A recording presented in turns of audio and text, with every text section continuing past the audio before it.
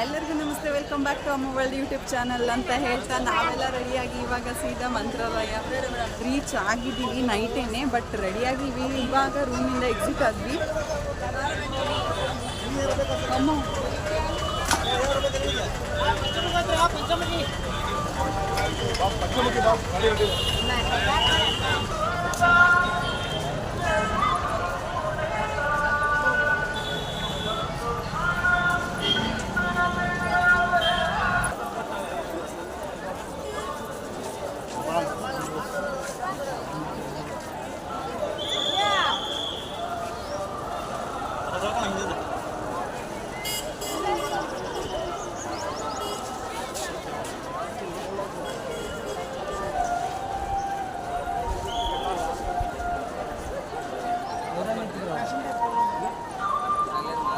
Full ಇವತ್ತೊಂಥರ weekend ಆಗಿರೋದ್ರಿಂದ ಸ್ವಲ್ಪ crowd ಅನ್ನಿಸ್ತಾ ಇದೆ.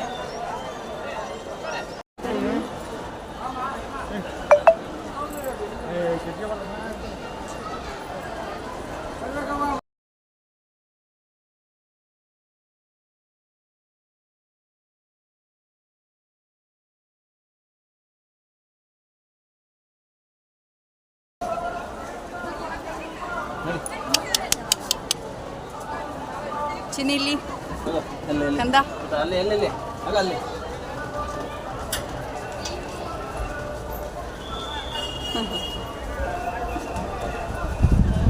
ಬಾಯ್ ಮಾಡು ಬಾಯ್.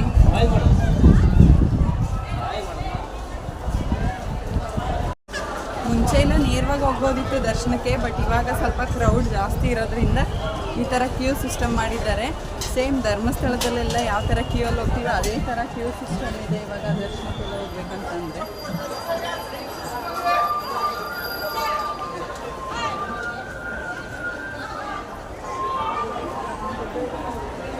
ತುಂಬ ಬಿಸಿಲಲ್ಲಿ ಏನು ಹೋಗೋ ಅವಶ್ಯಕತೆ ಇಲ್ಲ, ಏಕೆಂದರೆ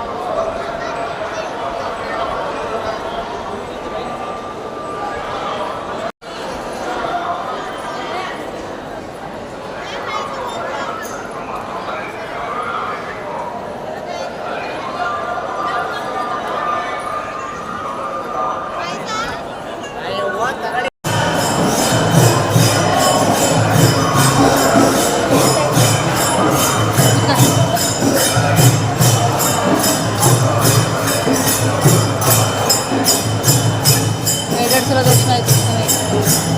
ಕೊಡಕ್ಕೆ ಹೋದ್ರೆ ಮತ್ತೆ ಫ್ರೆಂಡ್ಗೆ ಹೋದ ದೇವರು ಒಳಗಡೆ ಕೊಡ್ತಿದ್ರು, ದೇವ್ರ ಒಳಗಡೆ ಸನ್ನಿಧಾನಕ್ಕೆ.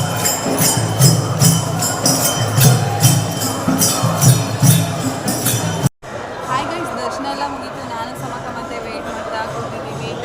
ಆ್ಯಂಡ್ ಇವಾಗಷ್ಟೇ ಇಲ್ಲಿ ಫೆಸಿಲಿಟೀಸ್ ಬಗ್ಗೆ ತಿಳಿಸ್ಕೊಟ್ರು. ಏನಪ್ಪ ಅಂತಂದರೆ ಪ್ಯಾಕೇಜಸ್ ಸ್ಟಾರ್ಟ್ ಆಗಿದೆ. ಆ್ಯಂಡ್ ಬ್ಯಾಂಗ್ಳೂರಿಂದ ಸ್ಟಾರ್ಟ್ ಆಗುತ್ತೆ ಒಳ್ಳೊಳ್ಳೆ ಪ್ಯಾಕೇಜಸ್ಸು, ಮತ್ತು ದರ್ಶನ ಎಲ್ಲ ಕೂಡ ಮಾಡಿಸ್ಕೊಡ್ತಾರೆ. ಇಲ್ಲಿ ಬಂದು ಇಲ್ಲಿ ಸರೌಂಡಿಂಗ್ಸ್ ಪ್ಲೇಸಸ್ ಏನಿದೆ ಎಲ್ಲ ಅವರೇ ಕವರ್ ಮಾಡಿಕೊಡ್ತಾರೆ ಅಂತ ಹೇಳಿದರು. ತುಂಬ ಚೆನ್ನಾಗಿ ಸರ್ವಿಸ್ ಕೊಡ್ತೀವಿ ಅಂತ ಹೇಳಿದರು. ಇದುವರೆಗೂ ಒಂದು ಸರಿನೂ ತಗೊಂಡಿಲ್ಲ. ನಾವು ಇಂಡಿವಿಜುವಲಾಗಿ ಬಂದಿರೋದ್ರಿಂದ ನಮಗೆ ಗೊತ್ತಿಲ್ಲ ಇದ್ರ ಬಗ್ಗೆ. ಸೊ ನೆಕ್ಸ್ಟ್ ಟೈಮ್ ಬರಬೇಕಾದ್ರೆ ಪ್ಯಾಕೇಜಸ್ ಬರೋಣ. ಅವ್ರು ಹೇಳಿದ್ರು ಡೈರೆಕ್ಟಾಗಿ ಕೊಡಿಸ್ತೀನಿ ನಿಮಗೆ, ಇಲ್ಲಿ ಯಾವುದೇ ಥರ ವೀಡಿಯೋ ಮಾಡೋಂಗಿದ್ರು ಡೈರೆಕ್ಟಾಗಿ ಮಾಡಿ, ಏನು ಭಯ ಪಡಬೇಡಿ ಅಂತ ಅಂದ್ಬಿಟ್ಟು. ಸೊ ಇಲ್ಲಿದ್ದು ಇನ್ಫಾರ್ಮೇಷನ್ಸ್ ಏನಿದೆ ಅದನ್ನು ತಿಳಿಸ್ಲಿಕ್ಕೆ ಏನು ತೊಂದರೆ ಇಲ್ಲ ಅಂತ ಹೇಳಿದರು. ಆ್ಯಂಡ್ ನಾವು ಅಮ್ಮಗೋಸ್ಕರ ಕಾಯ್ತಾ ಇದ್ದೀವಿ. ಇನ್ನೂ ಅನಿಸ್ಲೋ ಅಮ್ಮ ಬಂದ ತಕ್ಷಣ ನಾವು ಪ್ರಸಾದಕ್ಕೆ ಹೋಗ್ಬಿಡೋಣ ಅಂತ ಅಂದರು. ಯಾಕೆಂದರೆ ನಿನ್ನೆಯಿಂದ ಕೂಡ ನಾವು ಊಟ ಮಾಡಿದೆ ಹಾಗೆ ಇದ್ದೀವಿ. ಹೆಂಗಿದ್ರು ಹಾಗೆ ಇದ್ದೀವಿ ಖಾಲಿ ಹೊಟ್ಟೆಗೆ. ಯಾಕೆ ಮತ್ತು ತಿಂಡಿ ತಿಂದ ದರ್ಶನ ಹಾಗೆಯೇ ದರ್ಶನಕ್ಕೆ ಬಂದ್ಬಿಟ್ವಿ. ದರ್ಶನ ಕೂಡ ತುಂಬ ಚೆನ್ನಾಗಿತ್ತು.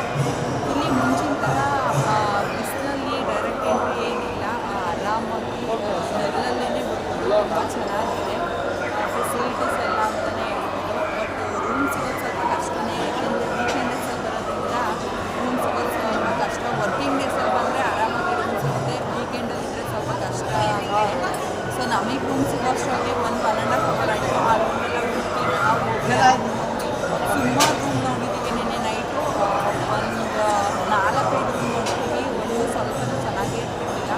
ಲಾಸ್ಟ್ ಟೈಮ್ ಮಾಡಿದ ರೂಮ್ ಅಂತೂ ಅದು ನೋಡಿದ್ರೆ ಅನ್ಸಲ್ಲ, ಆ ಥರ ಇತ್ತು. ಬಟ್ ಅದೇ ರೂಮ್ ಮತ್ತೆ ಕರ್ಕೊಂಡು ಹೋಗಿದ್ದು ನಾವು ಹೋಗ್ಲಿಕ್ಕೆ ಹೋಗಿಲ್ಲ. ಸೊ ಬೇರೆ ಡಿಲಕ್ಸ್ ರೂಮ್ನ ಮಾಡಿದ್ವಿ. ತುಂಬ ಚೆನ್ನಾಗಿದೆ ರೂಮ್ ಬಂದು. ಇಲ್ಲಿ donation counter, booking counter and ಬುಕ್ಸ್ಗಳು ಕೂಡ ಸಿಗುತ್ತೆ. ಇಲ್ಲಿ ಬಗ್ಗೆ ನೀವು ತಿಳ್ಕೊಬೇಕು ಅಂತಂದರೆ ತುಂಬ ಚೆನ್ನಾಗಿದೆ. ಪ್ಯಾಕೇಜಲ್ಲಿ ಬನ್ನಿ ಯಾರಾದರೂ ಬಂದರೆ, ಯಾಕೆಂದರೆ ಎಲ್ಲ ಹ್ಯಾಂಡಲ್ ಅವರೇ ಮಾಡ್ತಾರೆ. ಆ್ಯಂಡ್ ರೂಮ್ಸ್ ಕೂಡ ಅವೈಲಬಲ್ ಇರುತ್ತೆ ಅವ್ರ ಕಡೆಯಿಂದಲೇ. ಎಂಟ್ರಿ ಕೂಡ ಅವೈಲಬಲ್ ಇರುತ್ತೆ ಅಂತಲೇ ಹೇಳ್ತೀನಿ.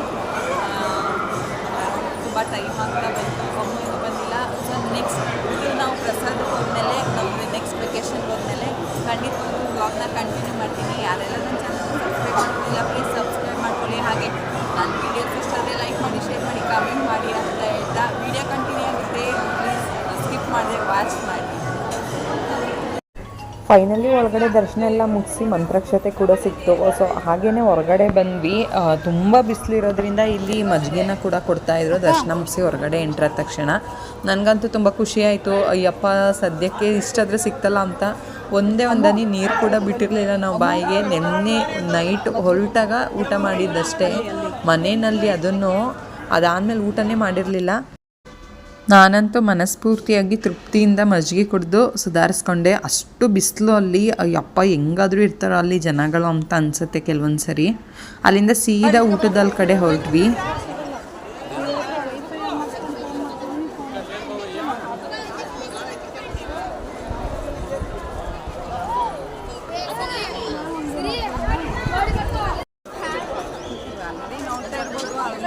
ಬಿಸಿಲು ಜಾಸ್ತಿ ಆಗಿರೋದ್ರಿಂದ ಕ್ರೌಡ್ ಕೂಡ ತುಂಬ ಕಡಿಮೆ ಆಗ್ತಾ ಇದೆ.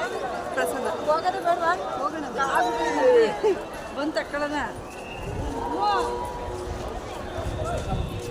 ನಾವಿವಾಗ ದರ್ಶನ ಎಲ್ಲ ಮುಗಿಸಿ ಪ್ರಸಾದಕ್ಕೆ ಹೋಗ್ತಾ ಇದ್ದೀವಿ.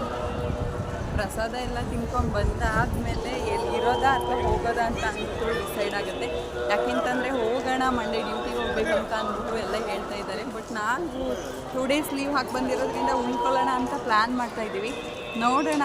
ಎಲ್ಲ ಡ್ಯೂಟಿಯೆಲ್ಲ ಎಲ್ಲರಿಗೂ ರಜೆ ಇದೆ ಅಂತಂದರೆ ಮಾತ್ರ ಸ್ಟೇ ಆಗೋದು ಇವತ್ತು ನೈಟ್ ಅಂತ ಪ್ಲ್ಯಾನ್ ಮಾಡಿದ್ದೀವಿ.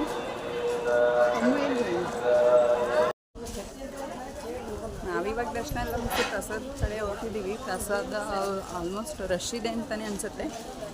2 o'clock ಕ್ಲೋಸ್ ಅಂತ ಹೇಳ್ತಾಯಿದ್ರು. ಬಟ್ ನಾವು ಲಾಸ್ಟ್ ಟೈಮ್ ಬಂದಾಗ 11 ಗಂಟೆಗೆಲ್ಲ ಪ್ರಸಾದ ಸಿಕ್ಕಿತ್ತು. ನೋಡೋಣ.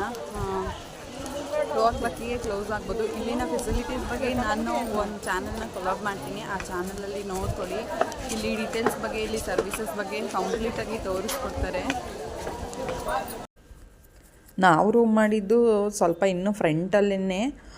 ಸೊ ಹಾಗಾಗಿ ಆರ್ಚ್ ಸಿಗುತ್ತಲ್ಲ ಆ ಕಡೆನೇ ಮಾಡಿದ್ವಿ. ಸೊ ಸ್ಲಿಪ್ಪರ್ ಏನಕ್ಕೆ ಹಾಕೋದು ಬೇಡ ಅಂತ ಅಂದ್ಬಿಟ್ಟು ಹಾಗೆ ಬಂದುಬಿಟ್ವಿ. ತುಂಬ ಅಂದರೆ ತುಂಬ ಬಿಸಿಲು, ಕಾಲು ಇಡೋಕ್ಕೆ ಆಗ್ತಾ ಇರಲಿಲ್ಲ ನೆಲಕ್ಕೆ.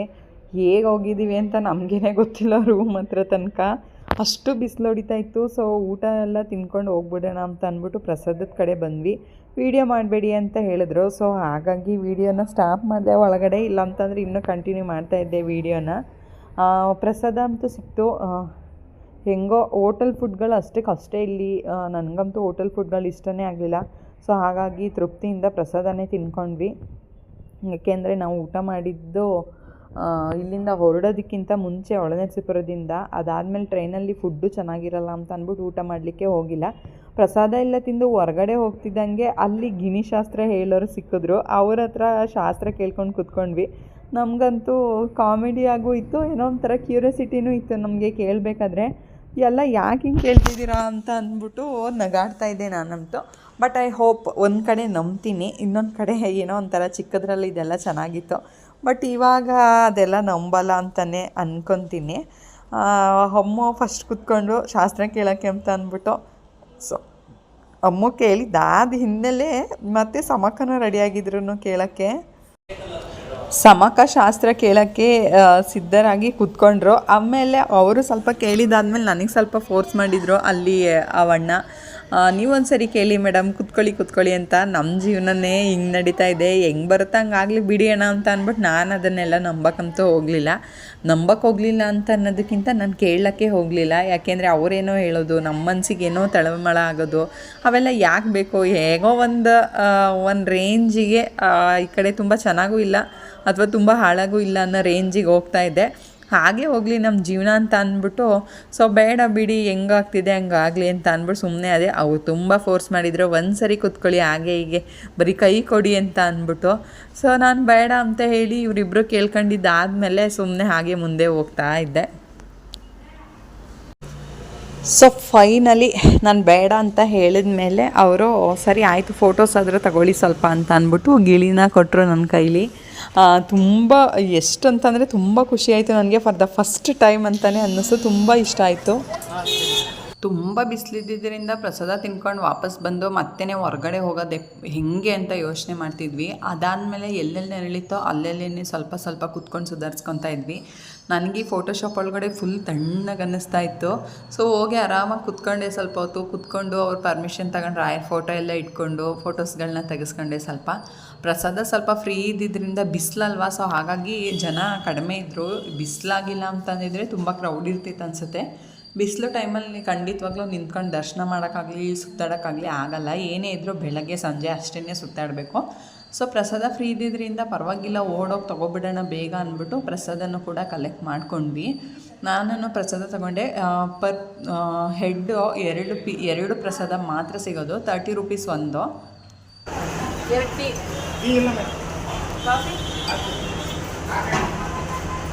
ಕಾಫಿ ಏನಿಲ್ವಾ? ಎಲ್ಲಿ ಕೇಳಿದ್ರು ಟೀ ಇಲ್ಲ ಅಂತಲೇ ಹೇಳ್ತಾಯಿದ್ರು. ಸೊ ಹುಡುಕಿ ಸಾಕಾಯಿತು. ಫಸ್ಟು ರೂಮ್ಗೆ ಹೋಗಿ ಸ್ವಲ್ಪ ರೆಸ್ಟ್ ಮಾಡ್ಕೊಂಬಿಡೋಣ ಅಂತ ಅಂದ್ಬಿಟ್ಟು ಸೀದಾ ರೂಮ್ ಕಡೆ ಬಂದು ರಿಸೆಪ್ಷನಲ್ಲಿ ಕೂತ್ಕೊಂಡು ಸ್ವಲ್ಪ ರೆಸ್ಟ್ ಮಾಡಿದ್ವಿ. ಅದಾದಮೇಲೆ ಲಾಕ್ ಅಮ್ಮೋ ಹತ್ರ ಇತ್ತು, ಹೋಗಿ ಲಾಕ್ ಓಪನ್ ಮಾಡೋ ಅಂತಂದ್ವಿ. ಅಷ್ಟು ಟಯರ್ಡ್ ಆಗಿದ್ವಿ, ಎದ್ದೊಳಕ್ಕೆ ಆಗ್ತಿರ್ಲಿಲ್ಲ, ಅಷ್ಟು ಕಾಲೆಲ್ಲ ಪೇಯ್ನ್ ಬಂದಿತ್ತು. ರೂಮ್ ಒಳಗಡೆ ಎಂಟ್ರಾದ್ವಿ. ತುಂಬ ಹರಗ್ಬಿಟ್ಟು ಹೋಗಿದ್ವಿ ರೂಮ್ನ. ಬಟ್ಟೆ ಎಲ್ಲ ಅಲ್ಲಲ್ಲೇ ಹಾಕಿ ಲಗೇಜ್ ಎಲ್ಲ ತೆಗೆದು ಕಿತ್ತೊದ್ರಾಕಿದ್ವಿ ಎಲ್ಲರೂ. ಸೊ ಹಾಗಾಗಿ ಹೋಗಿ ರೂಮೆಲ್ಲ ಕ್ಲೀನ್ ಮಾಡ್ಕೊಳ್ಳೋಣ ಸ್ವಲ್ಪ. ಅವ್ರಿಗೆ ಹೇಳಿದ್ವಿ ಬಂದು ಕ್ಲೀನ್ ಮಾಡಿಬಿಡಿ ನಾವು ಬಂದ ತಕ್ಷಣ ಅಂತ ಅಂದ್ಬಿಟ್ಟು. ಸೊ ಹಾಗಾಗಿ ನಾವು ಲಾಕ್ ಓಪನ್ ಮಾಡಿದ ತಕ್ಷಣ ಅವ್ರು ವೆಯ್ಟ್ ಮಾಡ್ತಾಯಿದ್ರು. ಇವರಿಬ್ಬರು ರೆಸ್ಟ್ ಮಾಡ್ತೀವಿ, ನೀವು ಹೋಗಿ ಟೀ ಹುಡ್ಕೊಂಡು ಕುಡಿದು ಬನ್ನಿ ಅಂತ ಹೇಳಿದರು ಅಮ್ಮನು ಮತ್ತು ಸಮಕ್ಕನ ಮಗನು. ರೂಮಲ್ಲೇ ಬಿಟ್ಟು ಅವ್ರು ನಡೆಯೋಕ್ಕೆ ಆಗ್ತಾನೇ ಇಲ್ಲ ಅಂತ ಅಂದರು. ಸೊ ಮತ್ತೆ ಯಾಕೆ ಅವ್ರನ್ನ ಕರ್ಕೊಂಡು ತಿರ್ಗೋದು ಅಂತ ಅಂದ್ಬಿಟ್ಟು ನಮಗಂತೂ ಟೀ ಕುಡಿದೇ ಇರೋಕ್ಕೆ ಆಗಲ್ಲ. ರೂಮ್ ನನಗೆ ಕಂಫರ್ಟಬಲ್ ಅಂತ ಅನ್ನಿಸ್ತು. ಕಾಫಿನೂ ಟೀನು ಒಳ್ಳೆ ಬ್ರ್ಯಾಂಡಿ ವಿಸ್ಕಿ ಹುಡುಕ್ತಿದ್ದೀವಿ ನಾವಿಬ್ರು ರೋಡು ಬ್ರ್ಯಾಂಡಿ ಎಲ್ಲೂ ಇರಲ್ಲ ಇಲ್ಲಿ. ಟೀ ಕಾಫಿನೇ ಇಲ್ಲಿ ತುಂಬ ಬಿಸಿಲಿರೋದ್ರಿಂದ ಟೀ ಕಾಫಿ ಯಾವಾಗಲೂ ಅವೈಲಬಲ್ ಇರಲ್ಲ. ಈವ್ನಿಂಗ್ 5:30 ಮೇಲೆ ಸ್ಟಾರ್ಟ್ ಆಗೋದಂತಲೇ ಹೇಳ್ತಾ ಇದ್ದಾರೆ ಎಲ್ಲ ಹೋಟೆಲ್ಸಲ್ಲೂ ಅಷ್ಟೇ.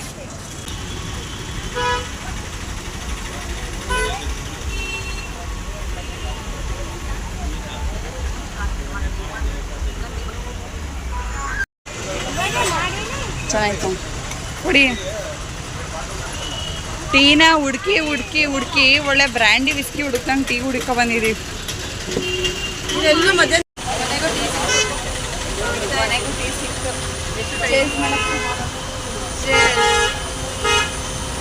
ಬ್ರ್ಯಾಂಡಿ ವಿಸ್ಕಿ ಹುಡ್ಕೋತರ ಹುಡುಕಿ ಫೈನಲಾಗಿ ಟೀ ಇರೋ ಜಾಗನ ಹುಡುಕಿ ಬಂದು ಟೀ ಕುಡಿತಾ ಇದ್ದೀವಿ. ನೋಡಿದ್ರಲ್ಲ ಗೈಸ್, ಹೇಗಿತ್ತು ನಮ್ಮ ಮಂತ್ರಾಲಯದ ವ್ಲಾಗ್ ಅಂತ ಅಂದ್ಬಿಟ್ಟು ಕಂಪ್ಲೀಟಾಗಿ ತೋರಿಸ್ಕೊಟ್ಟಿದ್ದೀನಿ ಅಂತ ಅಂದ್ಕೊತೀನಿ. ಬೇರೆ 5 ಪ್ಲೇಸಸ್ ಲಾಸ್ಟ್ ಟೈಮೇ ನೋಡಿದ್ವಿ. ಸೊ ಪದೇ ಅಲ್ಲಿಗೆ ಹೋಗೋದು ಬೇಡ, ಈ ಬಿಸಿಲಲ್ಲಿ ನಮಗೆ ಟ್ರಾವೆಲ್ ಮಾಡೋಕ್ಕಾಗಲ್ಲ ಅಂತ ಅಂದ್ಬಿಟ್ಟು ಸ್ಕಿಪ್ ಮಾಡಿಬಿಟ್ವಿ. ಟೀ ಕುಡಿದು ಸೀದಾ ರೂಮ್ ಕಡೆ ಬಂದ್ವಿ. ರೂಮ್ ಕಡೆ ಬಂದು ನಾವು ರೆಸ್ಟ್ ಮಾಡೋಕ್ಕೆ ಮುಂದಾದ್ವಿ ಅಂತಲೇ ಹೇಳ್ತಾ, ಐ ಹೋಪ್ ನಿಮಗೆ ಈ ವಿಡಿಯೋ ಇಷ್ಟ ಆಗಿದೆ. ಪ್ಲೀಸ್ ಸಬ್ಸ್ಕ್ರೈಬ್ ಮಾಡ್ಕೊಳ್ಳಿ. ಯಾರೆಲ್ಲ ನನ್ನ ಚಾನಲ್ನ ಸಬ್ಸ್ಕ್ರೈಬ್ ಮಾಡ್ಕೊಳ್ಳದೆ ನೋಡ್ತಾ ಇದ್ದೀರಾ ದಯವಿಟ್ಟು ಸಬ್ಸ್ಕ್ರೈಬ್ ಮಾಡ್ಕೊಳ್ಳಿ ಅಂತ ಹೇಳ್ತಾ ವಿಡಿಯೋನ ಇಲ್ಲಿಗೆ ಎಂಡ್ ಮಾಡ್ತಾ ಇದ್ದೀನಿ. ನೆಕ್ಸ್ಟ್ ರಿಟರ್ನ್ ವಿಡಿಯೋ ಕೂಡ ಹಾಕ್ತೀನಿ, ಸ್ಕಿಪ್ ಮಾಡದೆ ವಾಚ್ ಮಾಡಿ. Love you all, bye bye.